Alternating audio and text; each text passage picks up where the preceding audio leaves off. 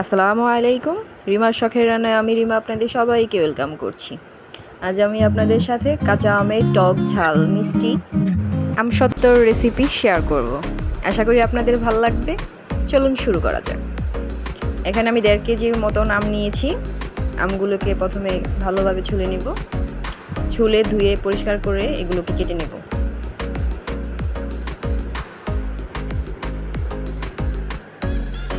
আমি লম্বা লম্বা করে কেটেছি, আপনারা যেইভাবে খুশি কেটে নিতে পারেন। যেই পাত্রে সিদ্ধ করতে দিব ওই পাত্রে নিয়ে নিয়েছি। 1.5 কাপের মতন পানি দিয়েছি, দিয়ে এখন সিদ্ধ করতে দিয়ে দেব।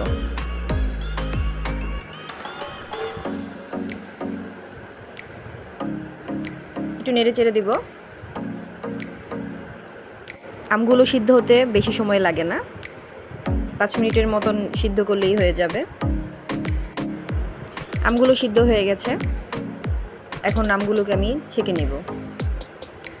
ছেঁকে নেওয়াটা জরুরি, যাতে আমসত্ত্বের মধ্যে আমের কোনো আঁশ না থাকে।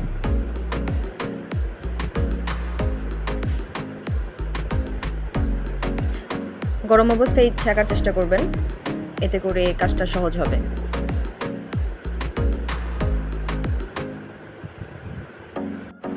একই প্যানে আমের পাল্পগুলো নিয়ে নিব। সম্পূর্ণটা নিয়ে নিয়েছি আমি। এখানে দেখার সৌন্দর্যের জন্য আমি গ্রিন ফুড কালারটা ব্যবহার করেছি। এখানে 1 কাপ চিনি নিয়েছি, নিয়ে খুব ভালোভাবে মিশিয়ে নিব। এখন চুলাটাকে অন করে দিয়েছি।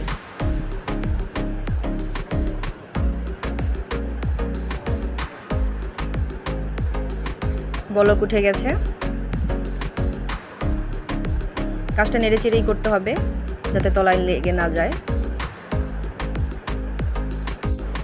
এখানে ঝালের জন্য 1 চামচ মরিচের গুঁড়া অ্যাড করেছি আমি। মরিচটাকে ভেজে গুঁড়ো করে নিয়েছি। খুব ভালোভাবে মিশিয়ে নিব।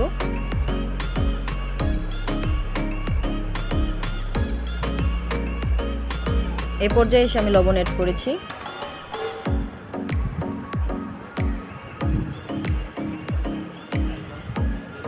লবণটা চেক করে নিতে পারেন, লবণ, মিষ্টি, ঝাল। আমার কাছে মিষ্টিটা একটু কম মনে হয়েছে, তাই আমি আবার 1/2 কাপ চিনি অ্যাড করেছি।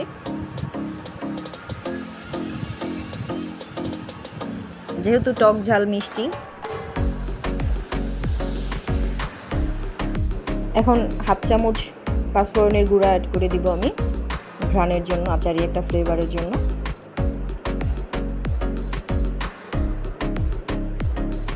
এই পর্যায়ে আপনারা কিভাবে দেখে বুঝবেন যে এটা রেডি? চামিচটা এরকম কাট করলে অনেকক্ষণ সময় নিয়ে যখন ফুটা ফুটা পড়বে তখন বুঝতে পারবেন যেটা হয়ে গেছে। একটা স্টিলের প্লেটে সামান্য পরিমাণ সরিষার তেল নিয়ে ব্রাশ করে নেব, যাতে আমসত্ত্বটা শুকানোর পর ইজিলি উঠে আসে। এখানে অর্ধেকটা পরিমাণ ঢেলে নেব। আমি একটু মোটা করে আমসত্ত্বটা তৈরি করব। আমার এরকম 2টা প্লেট লাগবে। এখন চামচের সাহায্যে ছড়িয়ে নিব। চেষ্টা করবেন একদম সমানভাবে ছড়িয়ে নেওয়ার। খুব সহজভাবেই হয়ে গেছে। আমার 2 দিনের মতন সময় লেগেছে আমসত্ত্বগুলো শুকিয়ে রেডি হতে।